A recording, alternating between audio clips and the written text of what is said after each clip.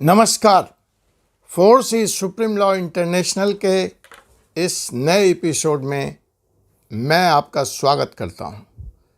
आज का विषय जिस पे मैं कानूनी of course force is supreme law international law कानून के ताज़ा तरीन विषयों को उठाता है आपके लिए और हर सुबह सवेरे 5 बजे एक नए एपिसोड के साथ आपकी अदालत में हाजिर होता है।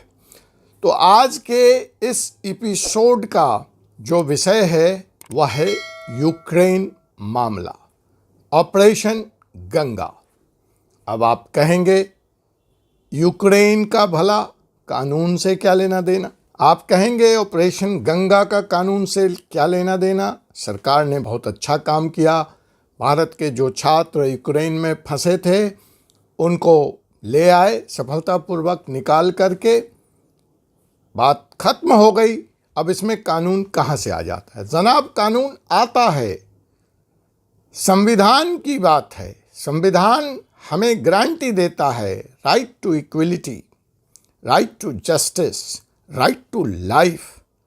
अगर किसी भी भारतीय नागरिक के जान माल पे खतरा आता है तो यह भारत सरकार की जिम्मेवारी बनती है। अगर उसके इक्वलिटी में हस्तक्षेप होता है, उसके सामान्य तौर पर जीवन जीने में हस्तक्षेप हो रहा है, तो यह भारत की जो प्रस्तावना है संविधान की, वो लोक कल्याणकारी राज्य की है, welfare state. India is a welfare state. तो देखिए कि कानून यूक्रेन के इस मसले में कहाँ आता है। इस बात को जानने के लिए आप हमारे इस एपिसोड में बने रहिए। मैं आपके साथ एक बहुत ही ताज़ा जानकारी शेयर करने जा रहा हूं कि कानून यूक्रेन के छात्रों के हक में काम करेगा या उनके खिलाफ काम करेगा।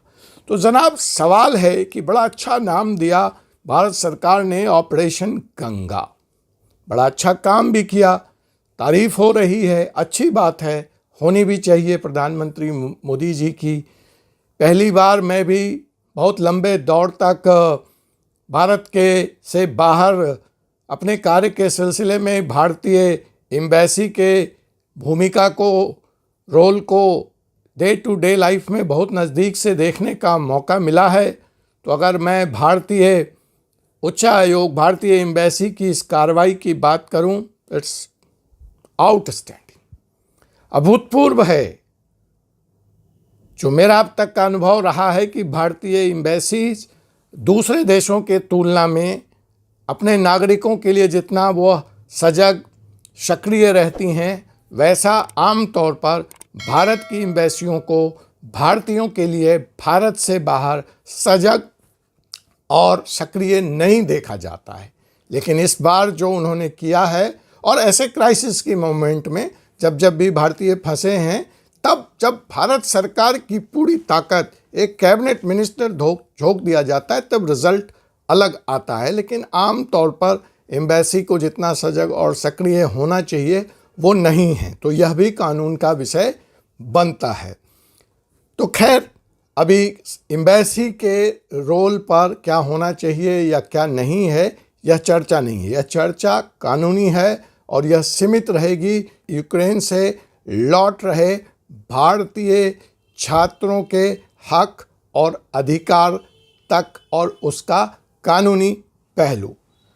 जनाब, मैं जो बात कर रहा हूँ, फिर देखिए एक व्यवस्था संबंधित बात भी यहाँ खड़ी होती है कि भारत से आखिर ये छात्र बाहर पढ़ने, मेडिकल की शिक्षा लेने क्यों गए? वो फिर एक व्यवस्था संबंधी बात है। एक तरफ भारत डॉक्टरों की कमी से जूझ रहा है, हमारे यहाँ बड़े बड़े मेडिकल कॉलेज हैं। अगर हम अमेरिका से जो नए सिस्टम ऑफ मेडिकल एजुकेशन है उसकी तुलना करें तो हम शायद अभी सैकड़ों साल पीछे हैं। जिस तरह से अमेरिका कम लागत पे अच्छे डॉक्टर पैदा करता है, भारत को उससे सीखने की ज़रूरत है। लेकिन वह एक अलग मसला है।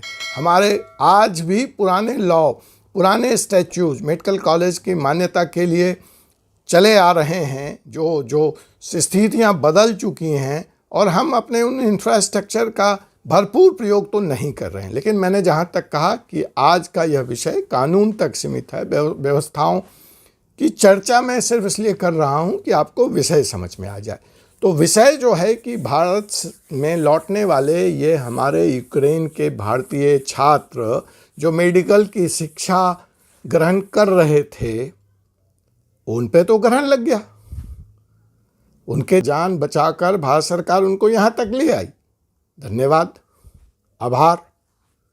कोई सेकेंड ईयर का छात्र है, कोई अंतिम 5th ईयर का छात्र है, अब वो डॉक्टर होने वाला था, अब वो परीक्षा तो दिया नहीं। स्थिति ऐसी है नहीं कि वो वापस यूक्रेन जाकर के परीक्षा ले। तो उसकी जो ये 5 साल की मेहनत है, उसकी जो 5 साल का पैसा लगाया उसी तरह 1st year, 2nd year, 3rd year, 4th, उन बच्चों का भविष्य क्या होगा? मेरी उन बच्चों से बात हुई, वो कहते हैं इससे तो मौत भली, क्योंकि हम ऐसा जीवन लेके करेंगे भी क्या? हमारा तो भविष्य अंधकार में हो गया। एक बच्चे ने तो बड़ी अच्छी बात कही, गंगा तो मोक्षदायिनी है।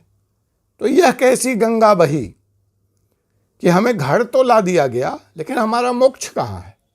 बात तो सही है। जब आपने इसका नाम ऑपरेशन गंगा रखा है, तो गंगा तो भारत की अस्मिता, भारत की गर्व है, हमारी माँ है। गंगा स्नान से कहते हैं सारे पाप नष्ट हो जाते हैं, मोक्ष की प्राप्ति होती है। तो जो सवाल है कि क्या यह ऑपरेशन गंगा अपने अंतिम मुकाम तक पहुंचेगी और इन भारतीय छात्रों को मोक्ष प्रदान करेगी? इनका मोक्ष तो इनके डॉक्टर की डिग्री है, जिसके लिए इन्होंने पैसे खर्च किया, अपने माँ बाप से दूर रहे, इतने साल तक देश से दूर रह के तपस्या कर रहे थे, और आज जब फल खाने की बारी आई तो सब कुछ खत्म। हमारी गलती इसमें कुछ नहीं है। तो जनाब, यही कानूनी मामला है भारतीय संविधान के तहत, right to equality, right to life. अब हमारे भविष्य का क्या होगा, और क्या यहाँ पे भारतीय सरकार का भारत के संविधान के तहत कोई दायित्व बनता है? जी, यही सवाल लेकर 2 अधिवक्तागण सुप्रीम कोर्ट पहुंचे हैं एक जनहित याचिका के तहत, और उन्होंने मांग की है कि यूक्रेन से लौट रहे भारतीयों को मोक्ष प्रदान किया जाए, अर्थात भारत सरकार उन्हें डिफरेंट स्टेट यूनिवर्सिटीज या सेंट्रल यूनिवर्सिटी में एकोमोडेट करे, उनको दाखिला दे, और भारतीय मानकों के अनुसार और भारतीय सिलेबस के तहत उनको अपनी डिग्री पूरी करने की इजाज़त दी जाए। यह है इस जनहित याचिका की मांग नंबर 1।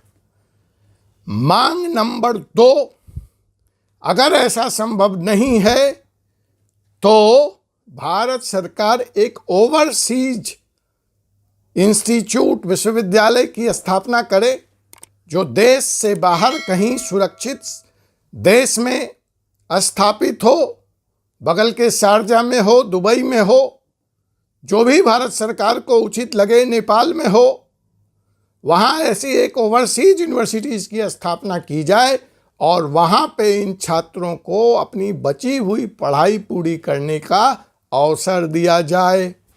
और जब यह मांग सुप्रीम कोर्ट के तहत एक जनहित याचिका PIL के माध्यम से की गई है, तो यह मांग संविधान परक है। ऑफ कोर्स हमारे अधिवक्ता भाइयों ने इसको 1 टाइम इमरजेंसी मेजर के तहत मांगा है। ये एक रूटीन प्रक्रिया नहीं हो सकती। रूटीन के तौर पर यह एक 1 टाइम, एक बारगी इमरजेंसी मेजर है, इन छात्रों के भविष्य को और इनकी बड़ी संख्या को देखते हुए, ऐसा उन्होंने अपनी पिटीशन में कहा है। लेकिन जनाब, जहाँ तक मेरी जानकारी है, ऐसा प्रावधान है, और ऐसा भारत में पहले भी हुआ है। तो उस आलोक में मुझे नहीं लगता है कि यह मांग अनुचित है, और इसके लिए अधिवक्तागण को PIL लगाने की ज़रूरत थी। यह तो सुओ मोटो भारत सरकार का फैसला होना चाहिए था, उसकी घोषणा होनी चाहिए थी कि सुरक्षित लौटाने के बाद भारत सरकार की यह जिम्मेवारी है कि वह योग्य डॉक्टर पैदा करेगी और वो कुछ शर्त भी लगा सकती है कि इनको ग्रामीण इलाकों में काम करना पड़ेगा या इतने दिन देश में काम करना पड़ेगा, तो एक तीर से कई शिकार होंगे, बच्चों का भविष्य सुरक्षित हो जाएगा, भारत की विदेशी मुद्रा की भी बचत होगी और भारतीयों को अच्छे डॉक्टर अपने देश में मिल जाएंगे। लेकिन सरकार की तरफ से अभी तक इस बारे में कोई बयान नहीं आया है। सुप्रीम कोर्ट में यह याचिका लगा दी गई है। अब यह देखना दिलचस्प होगा कि भारत सरकार सुओ मोटो फैसला लेती है या सुप्रीम कोर्ट के निर्देश पे सुप्रीम कोर्ट उनको क्या नोटिस करती है और वो कौन सा जवाब लेकर आते हैं, वह कौन सा संविधान के उस कानून की उदाहरण देते हैं जिसके तहत वो कहेंगे कि ऐसा सैद्धांतिक रूप से करना संभव नहीं है। संभव नहीं है तो कानून बदल दीजिए जनाब, आप सरकार हैं, संविधान में बैठे हैं, स्पष्ट बहुमत है। अब यह देखना दिलचस्प होगा कि सुप्रीम कोर्ट इस पर क्या रवैया लगाती है। ऐसा ही एक मुकदमा PIL और सुप्रीम कोर्ट में दाखिल हुआ था जिसमें युद्ध रोकने की अपील की गई थी। खैर उस पर हमारे माननीय मुख्य न्यायाधीश महोदय ने कहा कि जनाब इस कोर्ट को इतनी ताकत नहीं है कि वह यूक्रेन और रसिया के प्रधानमंत्री को या प्रेसिडेंट को यह आदेश दे कि जनाब आप युद्ध रोक लें। हम समझते हैं वह जनहित याचिका हमारे अधिकारों से परे थी, सुप्रीम कोर्ट के पावर से परे थी, भारत सरकार के पावर से परे थी, लेकिन यह जन याचिका तो जनहित में है। माननीय न्यायालय से मैं भी दरखास्त करूंगा, जनहित याचिका के को बहुत ही विनम्रतापूर्वक निवेदन करूंगा कि संवेदना के साथ देखा जाए और इसका कोई रास्ता निकाला जाए। जहां तक मुझे स्मरण है ऐसा 1947 में हो चुका है। जब भारत स्वतंत्र हुआ तभी इसी तरह की समस्या भारत में आई थी और जो भारतीय छात्र लाहौर मेडिकल कॉलेज में अपने MBBS की पढ़ाई कर रहे थे, उनको जब वहाँ से रातों रात भागना पड़ा तो यह सवाल था कि वो अपने मेडिकल की पढ़ाई कैसे पूरी करेंगे। और आपके लिए एक दिलचस्प जानकारी है, उस समय के भारत में तब तक कोई भी ऐसा विश्वविद्यालय, ऐसा इंस्टीट्यूट क्रिएट नहीं हुआ था जिसको MBBS की डिग्री देने की मान्यता थी, अधिकार था। भारत के जो मेडिकल की चिकित्सा पढ़ाई होती थी वो जनरल फिजिशियन GP तक की डिग्री दिया करते थे और जिन छात्रों को MBBS करना होता था उन्हें लाहौर मेडिकल कॉलेज में ही दाखिला लेकर अपनी पढ़ाई पूरी करनी पड़ती थी। फिर रातों रात प्रधानमंत्री जवाहरलाल नेहरू ने यह फैसला लिया और CMC लुधियाना को रातों रात मान्यता MBBS की डिग्री देने की गई और जो भारतीय छात्र लाहौर मेडिकल कॉलेज में अपनी आधी अधूरी पढ़ाई कर रहे थे उनको यहाँ एडमिशन दिया गया और उन्होंने अपने MBBS की पढ़ाई पूरी की।